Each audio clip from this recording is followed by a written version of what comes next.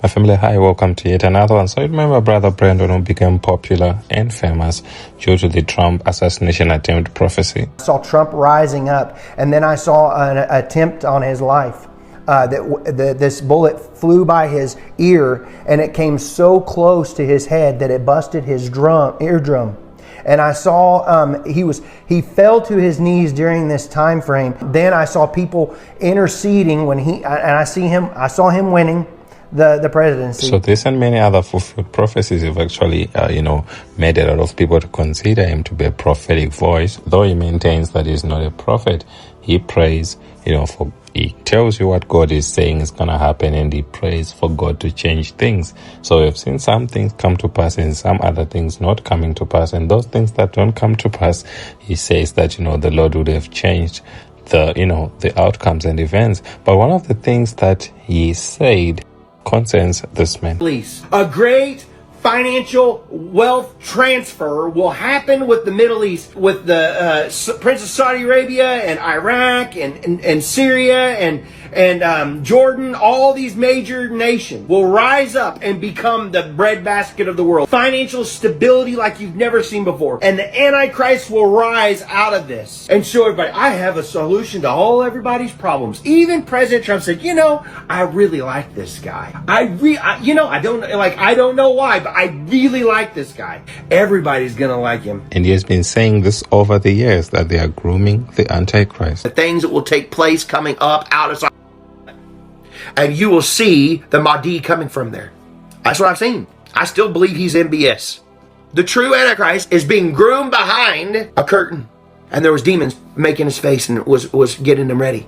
He wasn't ready for the scene yet, because the great restrainer is still restraining him. So he has been saying that MBS is the Antichrist, that is his personal opinion. And he said this a day before this man came to the United States of America to have a meeting with President Trump, of which I'll actually share with you some of the discussions they had. Everything was played before my eyes. The Lord allowed me to see this. But he said, I'm allowing you to see where you are right now. You're right here. And this little sliver of time is all you have left. There's a 7-year tribulation that's about to begin. We see tomorrow that the Prince of Saudi Arabia, who I believe is the Antichrist, comes to the White House tomorrow to talk to President Trump. I thought, look, MBS is coming. Well, Brandon, I don't believe I don't care what you believe. I really don't. Well, I believe it's in Europe. Well, you just keep believing it. You keep watching. You just keep watching MBS. You keep watching the Mahdi. And my family, the things that were discussed between the Crown Prince of Saudi Arabia and President Trump, the things that they actually made public, they actually now make it, believable. All these things that Brother Brandon is actually saying, they are beginning to be believable. Honestly, I don't believe it 100%, but I'm starting to gravitate towards what he's saying, because, what kind of a man makes some promises as this? We believe having a good relation with all Middle Eastern countries is a good thing, and we want to be part of the Ibrahim Accord, but we want also to be sure that we secure a clear path of two-state solution. And today we have a healthy discussion with Mr. President that we're going to work on that to be sure that we can prepare the right situation as soon as possible to have that. I think I don't want to use the word commitment, but we've had a very good talk on the Abraham Accords. We talked about one state, two state. We talked about a lot of things in a short period of time. We'll be discussing it further too. But I think you have a very good feeling toward the Abraham Accords. Yes, definitely, Mr. President. We want peace for the Israelis. We want peace for the Palestinians. We want them to coexist peacefully in the region. And we will do our best to reach that day. So this one was very interesting. And he went on further, to promise some financial assistance and, investments in the United States of America. Today and tomorrow, we're going to announce that we are going to increase that $600 billion to almost $1 trillion of investment, real investment and real opportunity by details in many areas. And the agreement that we are signing today in many areas, in technology, in AI, in earth materials, magnet, etc., that will create a lot of investment opportunities. So you are doing that now. You're saying to me now that the $600 billion will be $1 trillion. Definitely, because what we are signing, it will facilitate that. I like that very much. So my family, this man is actually saying they're increasing their investments in America, from $600 billion to $1 trillion. And President Trump is saying that he is appreciative of all these things, that are happening. Very interesting. He works hard. No, that's great. I appreciate that. That's great. We're doing numbers that nobody's ever done.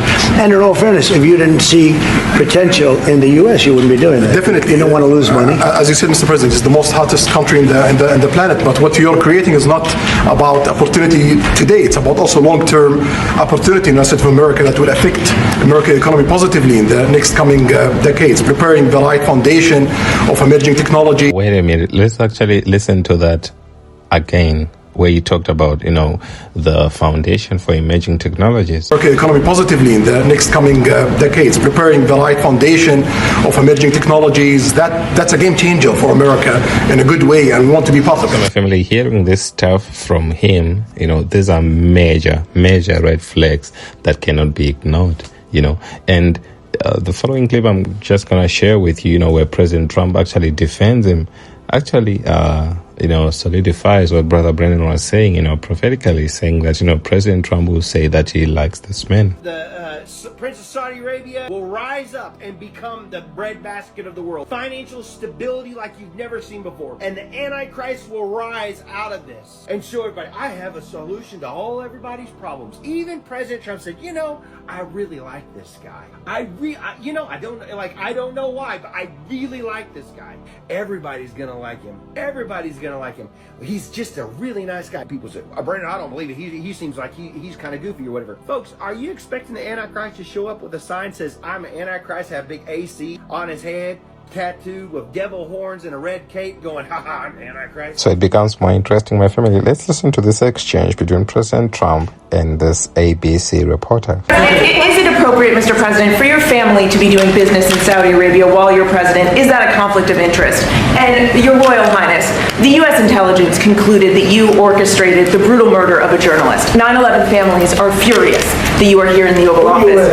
Why should Americans trust Who are you with? And the same to you, Mr. President. Now, who are you with? I'm with ABC News, sir. You're with who? ABC News, sir. Fake news. ABC fake news. One of the worst in the business. But I'll answer your question. Thank you. I have nothing to do with the family business. I have left, and when I've devoted 100% of my energy. What my family does is fine.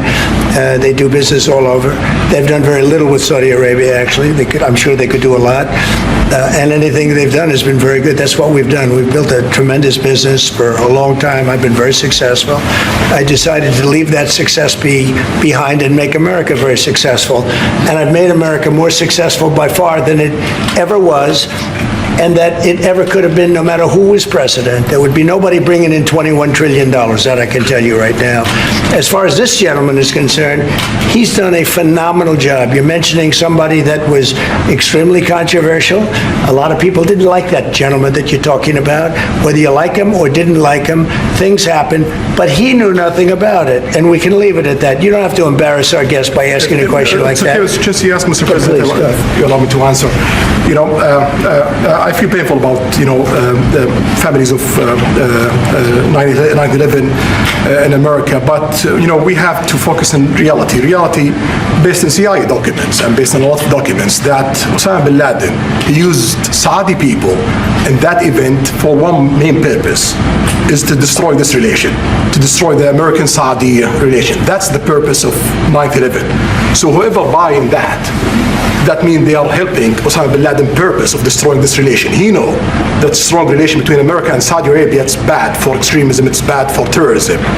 And we have to approve him wrong and to build our relation, to continue developing our relation. It's critical in the safety of the world. It's critical against extremism and terrorism.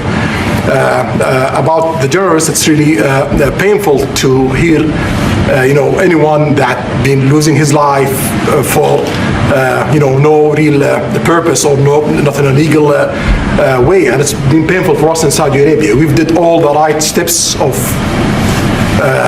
investigation, etc. in Saudi Arabia, and we've improved our system to be sure that nothing happened like that, and it's painful and it's a huge mistake, and we are doing our best that this doesn't happen again. Mr. President. Thank you, Mr. President. The Crown Prince has been instrumental in helping lifting the sanctions on Syria. will there be any joint investment between the U.S. and Syria? And will you visit Damascus? Are you from Syria? No, but Where are you from? I'm from Palestine. Oh, you're making a lot of progress, huh? Very good. Well, they like me. The Palestinians like me. The Palestinians are doing very well, actually. I think we're working very closely with a lot of people that make everybody happy, including Israel, the Palestinians, and everybody. That's very interesting. No, I think that I will tell you, the Crown Prince called me, and he specifically asked me if I would lift the sanctions on Syria because he wants to see Syria make it. As you know, the leader of Syria was just here. We had a great meeting, and he's a strong guy, and I guess you need a strong person to run it. And I think Syria's made tremendous progress. We did lift the sanctions at the request of the Crown Prince. Also, the President of Turkey, Erdogan, called me specifically. He said, you know, if you don't lift the sanctions, Syria doesn't have a chance. If you do, they have a very good chance. And between the two of them and some others, I lifted the sanctions. And the results so far have been pretty good. So my family, I don't know about you. You do share your thoughts in the comments below. But I'm just seeing major red flags, you know, in all these things. Firstly, with regards to President Trump, you know, how he is moving, and also how this guy, this MBS guy is also moving. These are major red flags. So I just want to hear what you think. You know, we'll continue. We'll take up this discussion from here in the next couple of videos we'll upload. Like, share, comment, and subscribe. God bless you.